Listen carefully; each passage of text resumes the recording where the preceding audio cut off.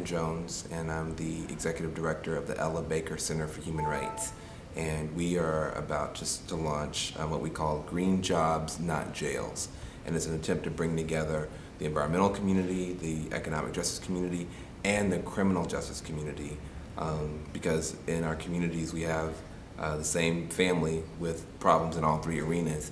I think it's time for us to work together to solve the problem as opposed to trying to solve them individually. So I wanted to share a little bit about how we arrived at this particular vision. First of all, we began to realize that we're really entering a third wave of environmentalism in the United States. The first wave is sort of, the Teddy Roosevelt, conservation era, which had its day. And then in 1963, Rachel Carson writes a book, Silent Spring, and she's talking about toxics in the environment. And that really kind of opens up a whole new wave. So it's no longer just conservation, but it's conservation plus regulation, trying to regulate the bad. And that wave kind of continued to develop, and it got kind of a 2.5 upgrade because of the environmental justice community that said, hey, wait a minute, you're regulating, but you're not regulating equally, and the white polluters and the white environmentalists are essentially steering poison into the people of color communities because they don't have a racial justice frame. So we got an upgrade there, but basically it was still conservation plus regulation. Now there's something new that's beginning to gather momentum, and it's conservation plus regulation of the bad plus investment in the good. Solar, hydrogen, permaculture, biodiesel, organic food, beginning to put money into the solutions as well as trying to regulate the problem. And that opens up a huge new possibility for coalition to bring together labor, to bring together environmentalists, to bring together communities that don't have good jobs and need investment. All of those different groups can begin to come together in this new kind of third wave of environmentalism that's solution-oriented, investment-oriented, and can really begin to heal our communities and push us in the right direction. But there's a problem. The problem is that left to itself, this new third wave of environmentalism could become eco-apartheid, right? The ecological haves could just get more and more, and the ecological have-nots could get less and less. So in Marin, you'd have solar panels everywhere and hybrids, and in Oakland you would have still the worst technologies and the cancer clusters and the asthma and the birth defects, etc. And so we have to make sure that this new green wave lifts all boats. That's the challenge that we see. And so if we can do that, though, we can avoid in the third wave what happened in the second wave. In the second wave, it was a beautiful vision. We're going to regulate toxics, we're going to make sure that people aren't being poisoned, but you didn't have a racial justice perspective, and it turned out that some benefited, but others were left behind, people of color. What we're saying is this new third wave, let's make sure we get it right from the beginning. It should be rainbow from the very beginning. Let's make sure that the people who were locked out of the pollution-based economy are locked in to the new clean and green economy. That's got to be the moral vision that undergirds this third wave of environmentalism. Then it won't be eco-apartheid. It'll be a social uplift environmentalism, an environmentalism that can actually help all the people who need the help and also all the communities that need the help. And that's what we're aiming for. And so our commitment with this new project called Green Jobs, Not Jails is to say, if we want safe, healthy communities, we're already spending lots of money on low-income communities, but we're spending it on pollution-oriented jobs, economic development that pushes some people to the margin, and incarceration. Why can't we have a public-private community partnership that focuses on spending the money in a way that will get good jobs, dignified work to people, so that the drug trade isn't the only game in town? That will make our communities much more safe and much more healthy, because too often economic development for low-income communities becomes the economics of displacement. It becomes the economics of Walmart jobs, polluting jobs, toxic jobs, the jobs nobody else wants in their community. And what we're saying is the best new jobs of the new century are the clean energy jobs. They're going to be the jobs that are not toxic, that are high wage. Why don't we put those in the middle of our cities and green our cities and bring our cities back and bring the country together to do that? So the labor and environmentalists and progressive business people and community people can stand together and say, this is how we want the U.S. to be a world leader. We don't want the U.S. to be a world leader in war and in pollution and in incarceration. We want the U.S. to be a world leader as a rainbow country, showing a rainbow planet, how we can work together, how we can have an economy that actually supports all the people and all the species that are impacted by that economy. That's the way forward. And there's a role for government in that as a partner. Right now, government spends its money in a way that actually hurts our communities. You know, they spend $30,000 per kid when they're locked up in prison, but less than $3,000 per kid when they're sitting behind a desk in a classroom. What we're saying is, you know, the priorities, the subsidies go to help the polluters, not the green industries. This is per year's expenditure? Well, yeah, depending, it's either if a kid winds up in the California Youth Authority, which is a youth prison system statewide, it's $80,000 a year. So you could send 2 kids to Yale for the cost of sending 1 kid to jail. That's how we're spending our taxpayer dollars, and supposedly to have safe, healthy communities. But the safest communities are not the communities with the most police and the most prisons. They're the ones that have the best education, the best jobs, you know, that kind of stuff. So what we're arguing for is the strategy that's working in the suburbs, let's bring that to the cities. The strategy that's making the suburbs safe, education and high-wage jobs, let's bring that to the cities. And let's do it one better. Not polluting jobs, not the toxic industries. Let's bring the clean, green industries and the economics of restoration to our cities so that we begin to solve a lot of problems at once. We can solve the health problems, we can solve the environmental problems, the joblessness, the despair, the crime, all of it by smart investments. And the ecology, the ecologically wise businesses are the cornerstone, because those are the industries of the future, the employers of the future, the work of the future. But if we are not careful, those jobs will go to Marin, and people in Oakland will still be struggling to get into the last century's economy. Let's just reverse it. That's what we're trying to work for. And you know, again, people say, well, geez, if you're going to have the government investing in all this new stuff, this new technology, supporting all these green businesses, where are you going to get the money? You're going to raise taxes? Well, we're saying, well, before you even talk about taxes, let's stop giving the money to the polluters, the coal, oil, and nuclear industries. Last year alone got $28 billion in subsidies from the U.S. government.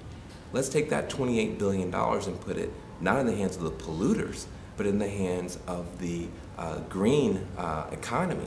Let's build a pipeline. Let's spend $5.6 billion in California on prisons. California alone spent more money on prisons last year than on 4-year universities. We're spending more money on prisons than colleges. We're giving more money to the polluters than we are to the people who are trying to bring clean energy to market. Let's reverse those polarities.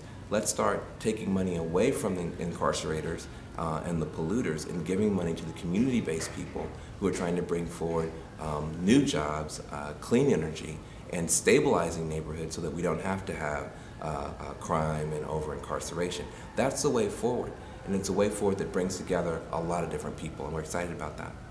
If we're going to have an ecological U-turn that's relevant to everybody in our communities, it's going to have 4 wheels on it. Labor, because they're the people who you go to for the good jobs.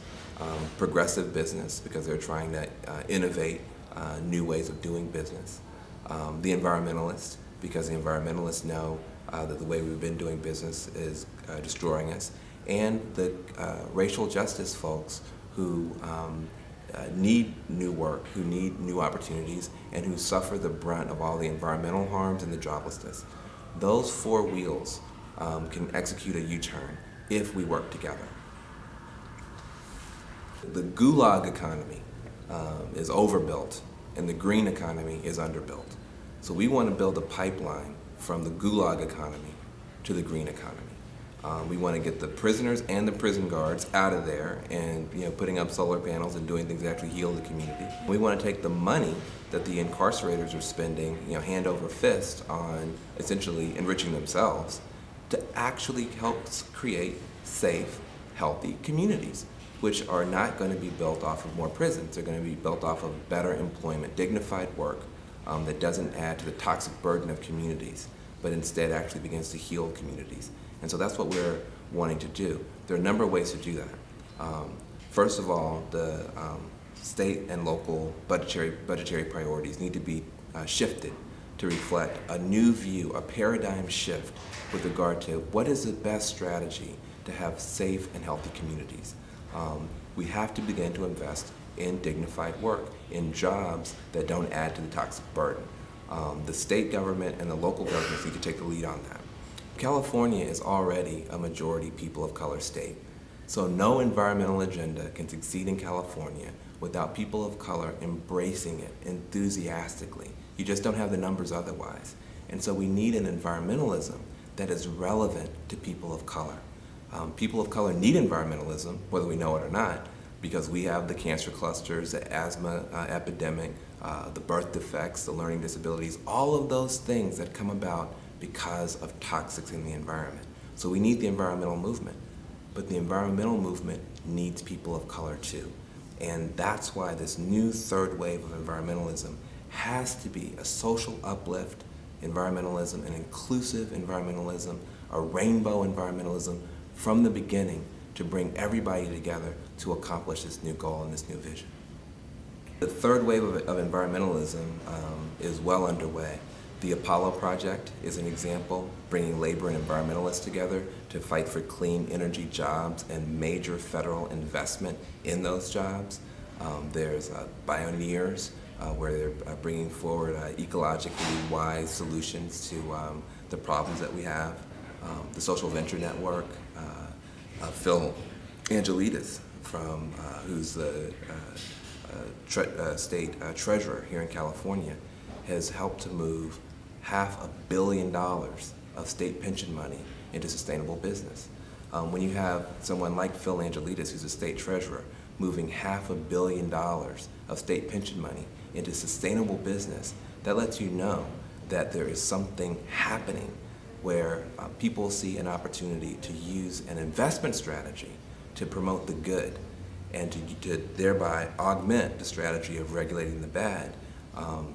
That's a whole new set of partnerships, a whole new set of partnerships. Can you imagine state workers going to their jobs and their retirement money is actually being used to create the economy of the future for their children? That's beautiful. Phil Angelidis should be applauded for that, but let's make sure that every community is included in that agenda. Let's make sure we don't leave anybody out. And the people who are addicted, the people who are accused, who are incarcerated, the people who are poor, those people are the people who have the most to gain by a new economic push in the country. But we could leave them out and basically have Reaganomic trickle-down approach in green face and call that the new environmentalism. That's not a new environmentalism. That's old. What would be new is to include them from the very beginning. Take the people who've been at the margin of the pollution-based economy and the poison-based economy and put them in the center of the new green and clean economy. That's the opportunity. If we can do that in California, that sets an example for the rest of the world. And much more importantly, it begins to show that a rainbow state in a rainbow country can actually work together, which sets a great example for a rainbow planet that right now doesn't know how to work together. So there's so much at stake here. The innovations that are coming forward from the environmental community, community justice people, business, labor, when those things converge, it's not just 1 + 1 + 1 + 1. It's an exponential leap into a new future, and that's what we're committed to. California has the potential, once again, to be the leader in something that's new and exciting and innovative, which is the green economy. That's the next economy. That's a new century's economy. But we can't be the leader in the green economy and be the world leader in expenditures on incarceration at the same time. You can't do it. So California has to let go of our addiction to punishment, our addiction to money from the prison lobby, and reach for a new vision. And that new vision is a vision of California as a world leader in the green economy, in the new economy, and do it in a way that brings in the people who've been left out in the past, so that we're actually creating the foundation for a movement that's strong enough and diverse enough and powerful enough to stand up to the military petroleum complex, which is presently running the country into the ground. Off of this collaboration between environmentalists and social justice people, you've got the cornerstone for a New Deal coalition for the new century. That is the possibility. And if we're willing to let go of the incarceration agenda, the pollution agenda, and reach for something better, everybody in California can benefit. The green wave can lift all boats.